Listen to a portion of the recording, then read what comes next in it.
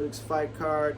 Fight night, Strickland versus Imavov. Originally, Gastelum versus Imavov, but apparently Gastelum pulled out with an injury. Not too sure what it was, but he's not going to make it to the fight. So now we got the Savage himself, Sean Strickland, which is crazy because he's just coming off a fight with Jared Cannonier.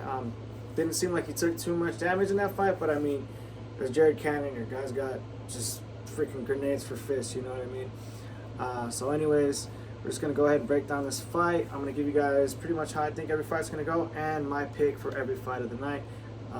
Got some wobblers, got some underdogs that I feel could pull it off, and as well as a few locks. There's definitely a few locks I feel on this card. But all in all, I think it's going to be a great card, and let's go ahead and get into it. First fight on the card is Priscilla Cachoeira versus Sijara Eubanks. Forgive me if I butcher these names. Just bear with me. As far as this fight goes, I mean, it should be cut and dry. Sijara Eubanks, you know what I mean? She's got power, she's got speed. She's kind of decent everywhere, but the problem is Cachoeira, I believe that's how you pronounce her name, is pretty much a zombie. She's a zombie woman, and we've seen this lady just take bombs. We have seen her, you know, get beat pretty bad, but at the same time, we've seen her get beat and just be there the entire night. Sijara does have not the best gas tank, but at the end of the day, I think she's going to have pretty much what it takes to win this fight. And I definitely feel like it's going to be a decision at the very least. She might pull off a finish if she's just coming with that, you know, that brutality. But she's kind of a wobbler herself. I definitely think she's gonna get the fight, but as far as finish or decision, that's iffy. I'd probably just, you know, pick her as far as the fight goes. Second fight we got on the card: Jimmy Flick versus Charles Johnson. This one I feel is pretty interesting. Jimmy Flick, you know, before he went out and I don't know, apparently retired because it was the smartest choice. But now he's back. I don't know how that was the smartest choice. I think he got like a bonus off of that win. It was like a flying triangle. First fight in the UFC over, can't remember his name. It was Durden.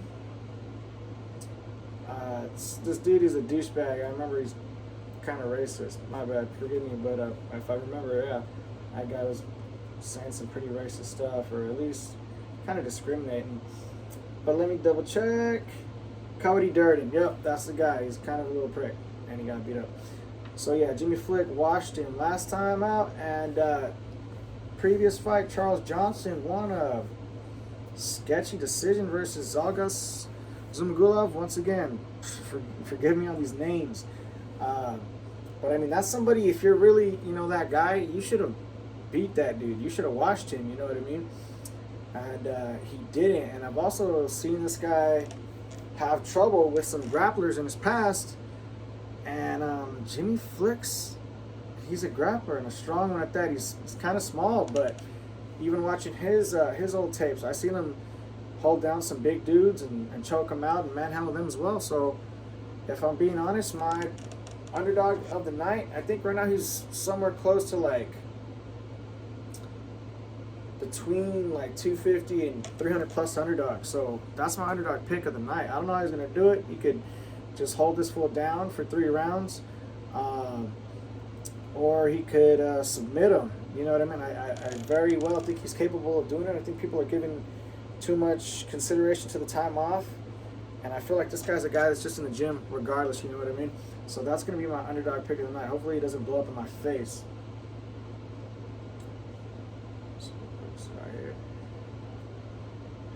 And on to the third fight of the night, we got Dan Argueta versus Isaac Dogarian. This one, I'll be honest with you, Dan, he seems soft, man. He seems like a soft dude. These guys are both pretty small for featherweight. If I was them, you know, I'd think about maybe going to bantamweight. They're not the biggest guys, muscular-wise or frame-wise for the division. But in this fight, I think they're pretty equal in comparison. So I don't think you have to put too much weight on that, but just going off the tape and going off what I've seen, Dogarian seems like a real killer, and Argueta, I don't know, man. he seems like he might just be there. You know what I mean? We'll see if he's got that dog in him this Saturday night. But I just don't think he does, and that's why I think he's gonna lose. He's probably technically just as good, if not better. He's coming over from Jackson Wink, I believe it is.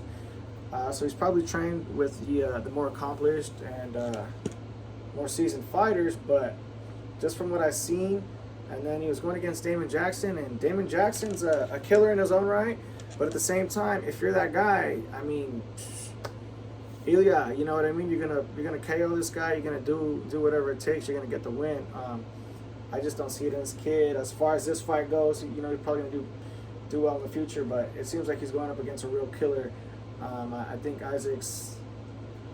He might get a KO, man. He might get a KO, a TKO. Honestly, put him down and then just start bombing on him. Alan Nascimento versus Carlos Hernandez. Honestly, straight out the gate, I got Alan. This dude's, he trains with, Charles Oliveira. Even though, Charles just had a recent loss, I feel like this guy's still motivated regardless, and he's his own fighter, you know what I mean? But aside from that, watching his tape, he's really strong, he's really fast. He's got, some pretty good striking. It's a little unorthodox at times, throwing some flying knees, jumping kicks, kind of similar to Charles in a way. How their whole, I believe, it's shootbox. Their team has a style, but he's also good as far as grappling. If he gets put on his back, he can roll or transition out of it. Sorry about that. I believe he's going to be attacking from the bottom. He's just kind of like a dangerous guy, and he's going to be in the fight the entire way. Carlos is still, he's got experience, and he seems like a nasty little dude in there, but I mean, I think he's still got a ways to go, and this might be a little bit too much too soon. So I'm going to go with Alan Nascimento for that one. After that, we got Matus Madanka versus Javed Basharat. And come on, guys, we got to go Basharat right here. You know what I mean? This guy, he's, I don't know, I said it before on my page. He's a little reminiscent of Conor McGregor. I mean, less reach, less power, but at 145, the spinning back kicks, the range, the teep kicks, you know what I mean? The slips, the pulls, the counters. He's there, and his last fight was Tony Gravely. I believe that's going to be like a similar fight to Matus. Nope, sorry. Yeah, Matus Madanka. Both guys named Matus right there. This guy's got a lot of power. He's a little bit smaller. He's got a lot of pop in his punches, and he's strong. But I think Basharat showed, last fight out, he can stay on the feet and get back to the feet, and piece these guys up from the outside. I think it's going to take a different type of fighter to beat him. I don't feel this guy's got the tools to do it. If he does, it's going to be, I see him either just holding him, being so strong they can hold him against the cage the entire fight, which I don't see possible, not for this guy anyways, or he's just going to get like a big hit. But we still haven't seen anything from Basharat to think that he's going to do anything that compromises his defense or his distance, or he seemed like he has a decent chin for the division. So still going to ride with Basharat on that one. Next, we got Matus Rebecki, hope that's how you pronounce his name, versus Nick Fiore. Nick Fiore doesn't seem like a bad fighter at all. He seems pretty skilled, well-rounded, just from what I was watching. But doesn't seem like he got the same amount of time in the cage as this guy. What is this? 6-0 versus 16-1. It's 10 more fights, and not only that, when I was looking through this guy's history, he's got a lot of gaps in between the fights, so I'm not sure, if I'm a bet man, and I'm picking the guy that's number 1 in Poland versus the guy that's number 7 in New England. You know what I mean? No discredit to him or his craft, but I just think you got to be doing this a lot more, and you got to be in there a lot more if you want to be winning regularly and at the highest level. And this other guy, Matus Rebecki, I was watching his fight on the Contender Series, and the guy's just like a train. He's just a train. He just doesn't stop. He's built like a train. He's kind of short and stocky, but really big. His shoulders are like out to here. His chest is huge. and the guy's just non-stop going after takedowns, ragdolling the dude, and this guy's over here, he's a jiu-jitsu guy, and I did see him with some decent takedowns, but I mean, that's a whole nother animal. So we're gonna go Rebecca on this one, dude from Poland. Moving on up the card, we got Abdul Razak Al Hassan. This guy's a fan favorite, or at least he used to be. You know, if you know anything about him, this guy's got power in his hands, like dynamite. Had a little bit of trouble at 170 after a long layoff for, you know, some pretty messed up stuff, you know, but he got through it, and he's back. Like I said, it was still a little bit of a wonky way back. Lost, I believe, was like a unanimous decision, and then he got knocked out pretty bad by Chaos Williams. Stiffened up like a board. He looked like a plank off of Ed Eddie. It was pretty bad. I'm not gonna lie. A lot of people didn't want to talk about it afterwards, but it happened. It definitely happened. And let me take a drink real quick.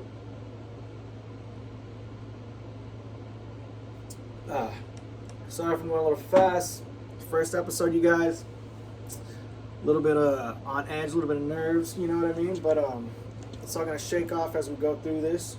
Trying to stay clear and composed, but at the same time trying to kick back, you know what I mean? My bad if this one's all business, but I do want to get the pics out, and I do want people that maybe aren't just followers of my Twitter, but actual people that are just checking in and trying to get some advice or some tips, you know, might be on the way to work or just checking in or going through the videos, you know what I mean? I want to handle business for those people as well. So back to where we were. Razak, you know what I mean? This guy, dude, before he dipped out, I don't know what happened. There was a fight. Let me double check the guy's name. This guy said that it was a what do they say? Like a premature stoppage. Who was it? I think it was Sabah. Yeah, Sabah Hamasi. He said it was a premature stoppage because I think the guy fell, and then like he was trying to get back up, and the ref stopped it. They ran it back, and man, he got knocked out. He got knocked the fuck out cold. Like, it was just bad. Went against Nico Price, my boy Nico Price. We love you. You know, like I said, you're super entertaining fan favorite as well. Got the bombs in his hands as well, but Razak did him dirty. He just deuce against the cage. Nico just went out, man. It was pretty bad, you know. Full flop, dropped like a sack of potatoes, dropped like some noodles out your fork. It was just bad.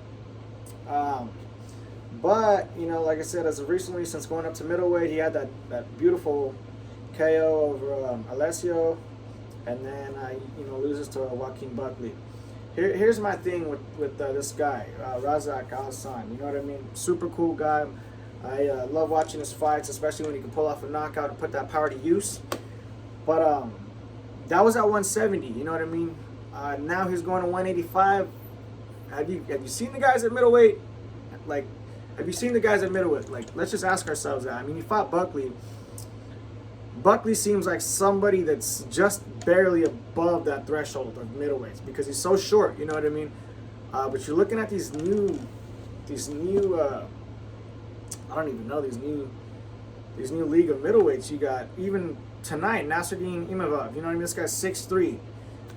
Sean Strickland's, not the smallest middleweight, 6'2". Hamzat Chimaev, you know what I mean, 6'2". The champion himself, Alex Pereira, Boatan, this was 6'4". Izzy, 6'4". Jack Hermanson, what is he, like 6'3"? Like, the list just goes on. These guys are huge. So I just don't think Razak's built for this division. I think this guy, Claudio Ribeiro, is a good opportunity to get a KO, but it's also a good opportunity for this guy to get a KO. So I really don't. This one's almost a 50-50 fight. Razak, we've seen him. We know that if he gets past the first round, he still carries that power later on, but he's gonna slow down. And I've seen this guy fight, and this guy kind of puts on the pressure. He's throwing big bombs out like this, boom, boom, boom. And I mean, let's see, what's his reach? Let's check out the reach on this guy, huh? Claudio Ribeiro. Let's see the reach on this guy. He's 6'1" with 77-inch reach. He's 30 years old. 6'1", 77-inch reach, 30 years old. And Razak is 73-inch, 5'10", he's 37. This is a young man's game. I think Razak's a favorite on this fight. I'm telling you, this is an underdog to watch. Yeah, that's my pick. Claudio Ribeiro, that's my pick. Dana White's Contender Series alumni, I believe. I think he's gonna knock him out. It's gonna go one or the other. I got Claudio knocking out Razak. Al Hassan. Moving on up the card. Next fight we got Umar Nurmagomedov versus Raoni Barcelos. All right, both of these guys. If they're not fan favorites, they should be. Even if you're a hater, you know, when it comes to Khabib, don't extend that to his family members. I mean, you shouldn't even be hating on Khabib at this point. The guy's retired, moved on. But I've watched Umar fight live, and the guy's an animal, dude. The guy comes in with energy, just like, I don't even know. He's hopping. He's kind of like bouncing his way down to the cage, and when he gets in there, it's weird. There's already an energy. I already felt an energy off of this guy, and then he just mauls his opponent. Just kind of just goes through him like butter.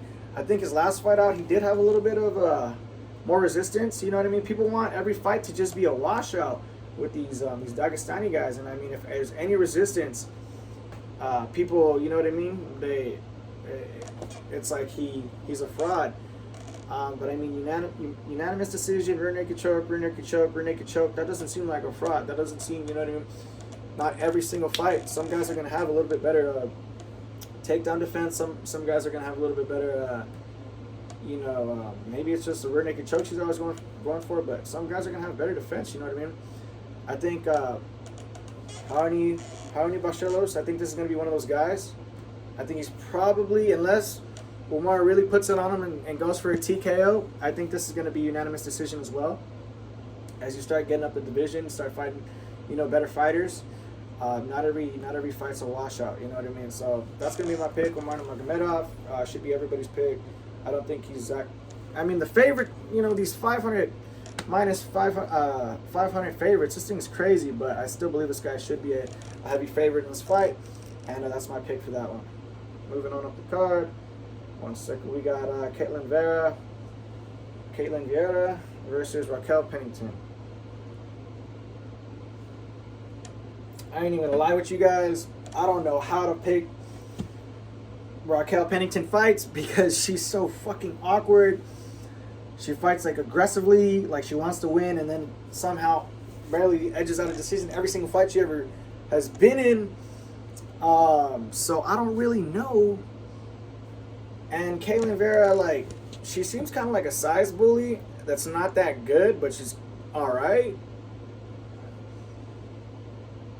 She got knocked out by Irene Aldana. She got, just got hit with the left. Stiffened, I'm pretty sure. And then Aldana came and bopped her up again. So, yeah, I'm not going to bet on that girl because that was nasty. You should not be getting knocked out like that.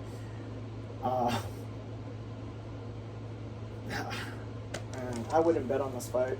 I mean, there's a bunch of other fights to bet on and pick. If I got to pick, I'm gonna pick Caitlin Vieira because she's bigger.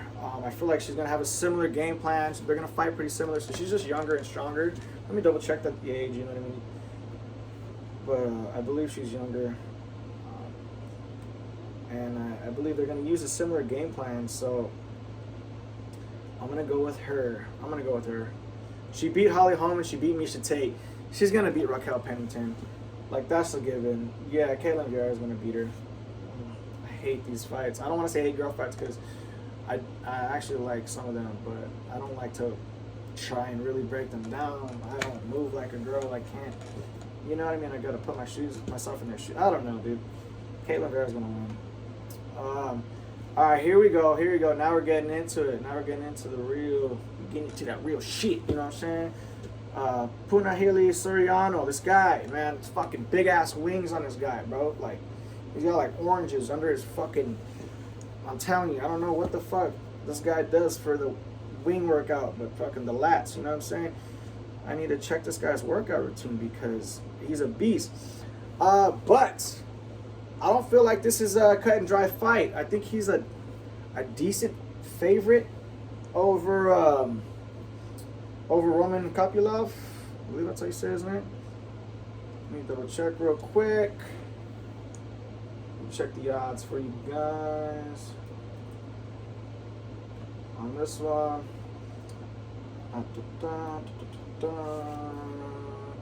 Loading screen.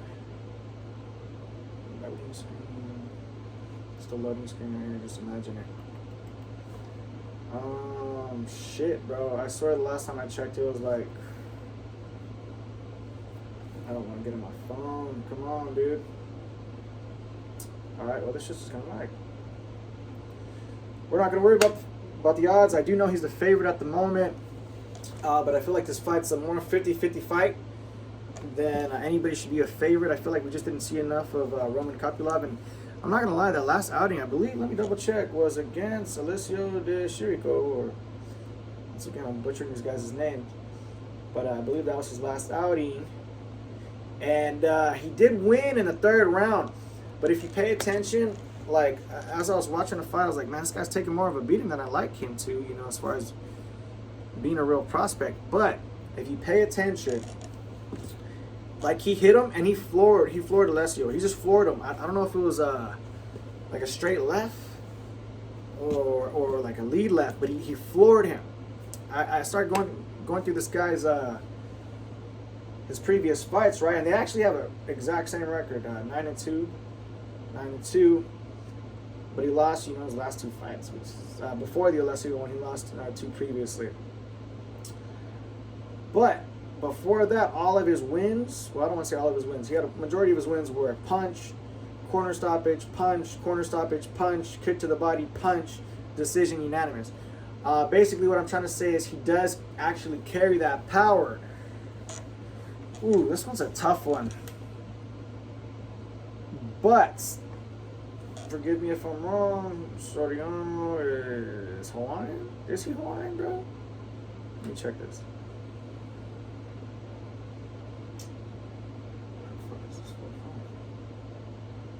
I'm pretty fucking sure. Let me see. You know what, man? We got to go with the guy with the more power in this instance. And that is, I'm going to say Puna. Man, I don't want to say this, and then he just goes out there and gets flatlined. Because I seen this guy, like, the way he threw that one shot, it was nasty, and it knocked out a few people that same exact way.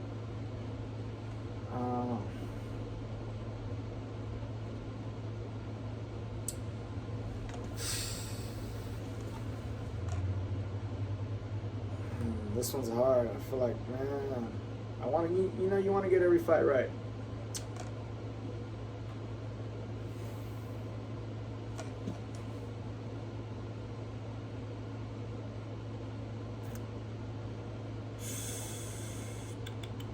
This one's tough, man. This one's tough.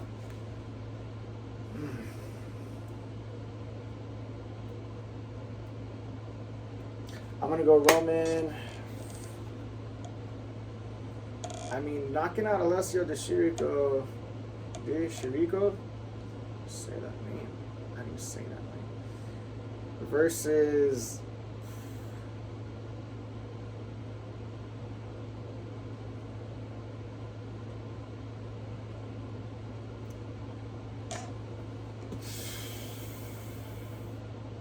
Nah, we're gonna go with Punahele Soriano. I hope that's how you say your name. Sorry if I butchered your guy. I'm gonna go by KO. I'm gonna give him the benefit of the doubt.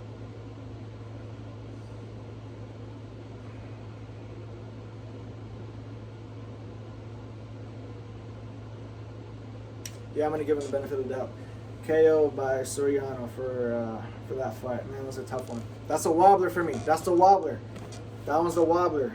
Wobbler of the night. Soriano versus Kopylov. If you feel that fight can go the other way, by all means, you know what I'm saying? That one's a wobbler. I think that one's going Possibly the fight of the night right there. Possibly the fight of the night. Dan Ige, Damon Jackson. All right, Dan Ige's going to wash him. Dan Ige's going to wash him. I'm telling y'all right now. Maybe not wash him, because Damon Jackson is a tough son of a bitch, and he's a savage himself. But his main go-to is, you know, he's just like a fucking anaconda. The leech, that's like a perfect nickname, because when he gets on you, he's just so hard to get off you, and it's like ripping a damn leech out of your skin. But Ige is good. Ige is good. I feel like he just falls short. If he had a little bit more power, maybe a little bit more reach, maybe a little bit faster. I mean, you know, he comes up short in a lot of places. But I feel like he's a super solid, well-rounded fighter. And I feel like he's going to show that this weekend. Probably just, you know, show off some boxing. Damon Jackson's going to try, you know, wash, rinse, repeat, but he's not going to be able to get him down. And I think he's just going to land a few more shots than him. I feel like I have a decent read on Dan Ige. Excuse me. But I feel like, yeah, that's my pick for that one, Dan Ige. I'm going to go through these again. Okay, yeah, Ketlin, Vera, Umar, those are actually the locks of the night. Forgive me on that. That one's still going to be a good fight. But I just got Dan Ige. I don't think Damon Jackson's going to be able to implement his game plan on that one. And I feel like Dan Ige will. That's going to be like game plan versus game plan. I feel like Dan Ige's his game plan's going to pull it off. It's going to be, might not be the most entertaining fight, but somebody's got to win, somebody's got to lose, and I got Dan Ige. All right, main event. Sean Strickland versus Nasruddin Imavov. This one right here, though. Nasruddin, I feel like had a cakewalk. I feel like he had a cakewalk when he woke up this morning. Kelvin Gastelum, he's looking at that big old fat little fucking doughboy. I'm just playing. Kelvin, I'm knocking my ass out. I was just playing. But Kelvin, you know what I mean? Aside from his big ass head and his Mexican chin, and that power that he carries, kind of like in the first round, and there's a little pop on it. You know what I mean? But aside from that, the dude shouldn't be. He's another guy. This guy should not be fighting at 185. He's a like hefty dude. He's stocky. You know what I mean? He's a big Mexican dude. But he's not like a big man for this earth. You know what I mean? And middleweights are almost fucking big dudes. You know what I mean? Like after that, you get to light heavyweight and heavyweight. Those are the biggest guys of the UFC. So we're not talking about the smaller divisions. Welterweight's just barely cracking that. You know what I mean? You might have some guys cutting from 200, but that's crazy. Most guys are cutting like 190, somewhere around that range. So yeah, I felt like Kelvin Gastelum was, I don't know if this dude's lost or he just, you know, doesn't believe in himself anymore, doesn't trust in himself as a fighter. But when you see somebody almost like confused about who they are, and not obviously in no weird way, but I'm talking about like as a fighter, he was really questioning himself after the Robert Whittaker fight. I don't know, you know, I'm pretty sure everybody saw that fight. It was an amazing fight. Whittaker fucking showed out. This fool's a fucking savage. He always shows out, but you know, Bobby Knuckles, the Reaper. You know what I mean? Shout out Bobby Knuckles. Shout out Robert Whittaker. But yeah, man. There was just specific combos where I seen Whittaker like slip, like parry, jab, fucking slip, hit a right, and like Calvin was just like, I swear, man, he was just getting pieced up. And I ain't even lie, like I boxed a little bit, but I was like, bro, who taught you that shit? Like who is he training with? You know what I mean? To get hands like that. But yeah, I don't feel like Calvin is really what he used to be. You know, after the Izzy fight, I feel like he kind of was thinking he was more than he was, and then slowly but surely, man, the division just broke him down. Losing to Jared Cannonier, shit, well, he lost to a bunch of people, man. I don't want to go through it. You go to a decision with Ian Heinisch, like that should have been a KO. He should have knocked his ass out. That's come on, bro. Like if you're really a world beater and you're over here taking Izzy to fucking hell and back, bro, like, you should be knocking Ian Heinisch the fuck out, bro. Like, you shouldn't be losing to Jared Cannonier. I get the Robert Whittaker one, but come on, bro. Like, this is crazy. I think he got, submitted by Jack Hermanson, too? Like, dude, it's just, you see where I'm seeing a trend? He's not big enough to fight these guys. And Nasruddin was just going to, I think it was going to look a lot like the Buckley fight, except without the third round where Buckley turned it up and just went like a fucking pit bull himself. I think Calvin would have just got washed. And it was going to be another little Nasruddin Imavov show. But Calvin didn't make it to the dance. And Sean Strickland decided to put on his big boy pants. You know what I'm saying? So I think this is going to be a completely different fight. Sean Strickland ain't for none of that bullshit. I ain't seen Nasruddin put nobody's lights out like that. Maybe I'm not giving him enough credit. Let me go through. But, I mean, if he did, I think there'd be some highlights. Or, I'm going to, get shut up right now. But let's see. Elbows from a crucifix. Edmund Shabazian. Ian Heinisch. Okay, so he does have some finishes. But once again, Edmund was exposed, you know what I mean, to not really have the greatest ground game or takedown defense. Got finished by a few people. Ian Heinisch, come on, bro. Like I said, Kelvin Gastelum should have knocked his ass out. This fool got his ass knocked out by Nasruddin. At least Imavov's, doing what he should be doing. Loses a decision to Phil Haas. You lost to Phil Haas, bro? I mean, I'll probably lose to Phil Haas, but I ain't no fucking elite middleweight, you know what I'm saying? Sean Strickland not losing to Phil Haas, bro. Sean Strickland either going to KO Phil Haas or piece him up for 3 rounds, you know what I'm saying? So I'm going Sean Strickland on this all the way, bro. Imavov's last opponents, Ian Heinisch, Edmund Shabazian, and then Joaquin Buckley. Like, Buckley's my guy, bro. I love watching Buckley fight, but there's starting to be a clear gap between him and like the more elite middleweights, which is sad for me and probably him, but shit, man, he's still an awesome fighter. Look at his last fight, Chris Curtis. He got knocked out pretty bad. I mean, I was pretty pissed off at the ref. He took a few unanswered shots. It was kind of a late stoppage, but regardless, that's not why he got finished. He got finished off of that slip. I believe it was just a counter left. Falls to his back. Boom, boom, gets pieced up. Bro, that's Sean Strickland's boy, Chris Curtis. You know what I'm saying? These fools train on a regular basis. They got the little shoulder roll, turtle shell, whatever you want to call it, that boxing technique. And I feel like Imavov, he also gasses out in the 3rd round against Buckley.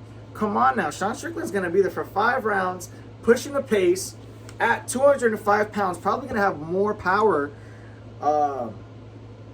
Yeah, this is not gonna turn out well for Imavov, in my opinion. You never know, he could just be on fucking, I don't know, just on go time. He comes out and sparks out Sean Strickland on some fucking Alex Pereira shit, some Poatan shit, but I don't think so, man. You in life and limb against Joaquin Buckley, dude. And like I said, Buckley's my guy, but Sean Strickland's just a different animal, a different savage. I think he's going to be there for all 5 rounds. Jared Cannonier wasn't able to get him out of there. Like I said, last person finishing was Poatan. Poatan's fucking knocking out everybody, bro. So, there you have it. That's my, my picks for Fight Night Strickland versus Imavov, and my breakdowns for all the fights. You know what I mean? I appreciate you guys tapping in. Appreciate you guys, showing some love. Don't forget to like, comment, and subscribe. And I'm going to be back as soon as we got another fight card, as soon as we got some new fight news. Little by little, I'm going to ease my way in. And I don't know. You guys just keep on tapping in, and I'm going to be back. All right? Peace.